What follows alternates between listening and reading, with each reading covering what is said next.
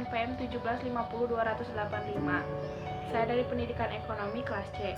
Di sini saya akan sedikit menjelaskan tentang formulasi strategi, visi, dan misi. Yang pertama ada formulasi strategi. Formulasi strategi adalah proses penyusunan langkah-langkah ke depan untuk membangun visi, misi, tujuan, serta strategi. Lalu ada visi. Visi merupakan rangkaian kata yang di dalamnya terdapat impian, cita-cita, serta tujuan suatu lembaga atau organisasi. Lalu yang terakhir ada misi. Misi merupakan suatu langkah berupa strategi maupun tindakan yang harus dilakukan untuk mewujudkan visi.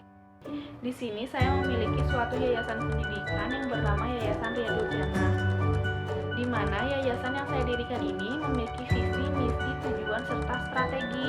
Visi dari Yayasan Riyadul Jannah adalah menjadi pusat pendidikan ilmu pengetahuan yang unggul di masa yang akan datang secara nasional maupun global dengan mengusung nilai kesundaan yang menghasilkan lulusan yang berilmu, tangguh, terampil, mandiri, dan berakhlak mulia melalui upaya mencerdaskan kehidupan bangsa untuk meningkatkan kesejahteraan masyarakat sehingga dapat berkontribusi dalam pembangunan pendidikan bagi masyarakat Indonesia maupun dunia.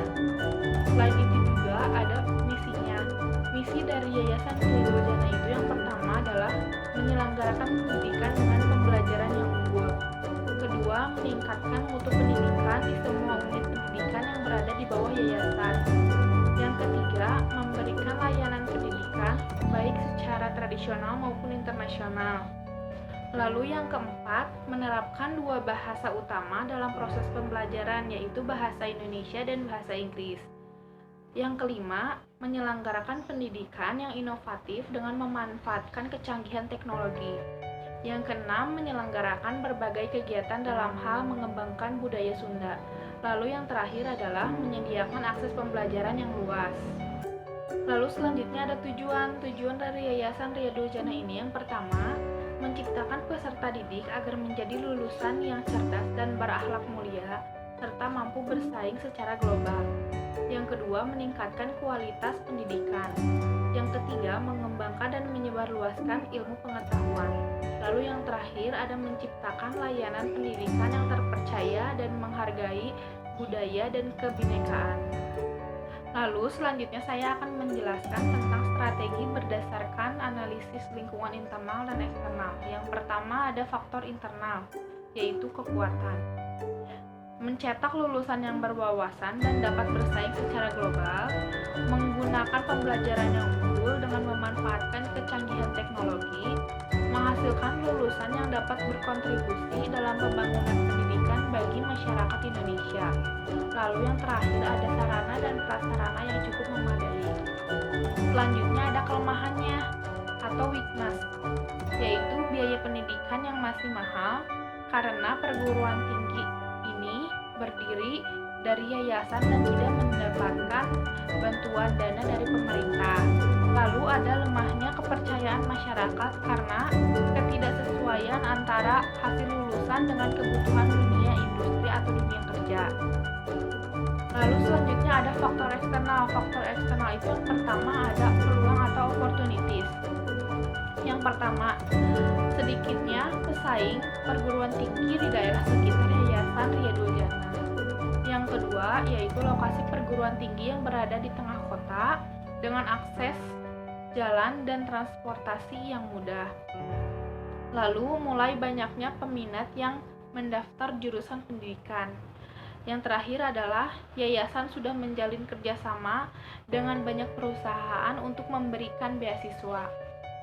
Lalu selanjutnya ada ancaman atau threat. Yang pertama, minat peserta didik baru yang menurun.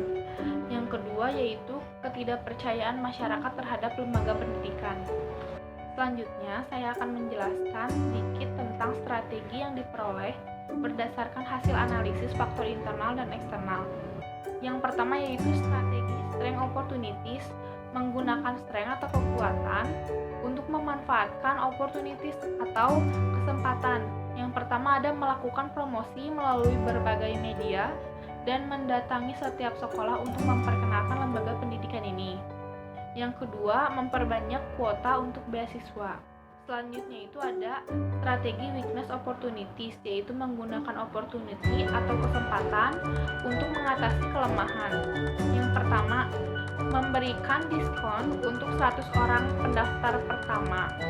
Yang kedua, memberikan wawasan atau informasi kepada masyarakat bahwa di era sekarang sudah banyak lulusan dari pendidikan yang sangat dibutuhkan di dunia kerja.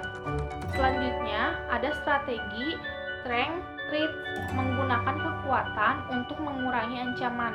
Yang pertama ada meningkatkan kepercayaan kepada masyarakat untuk menyekolahkan anak mereka di Yayasan Riyadul Jannah ini.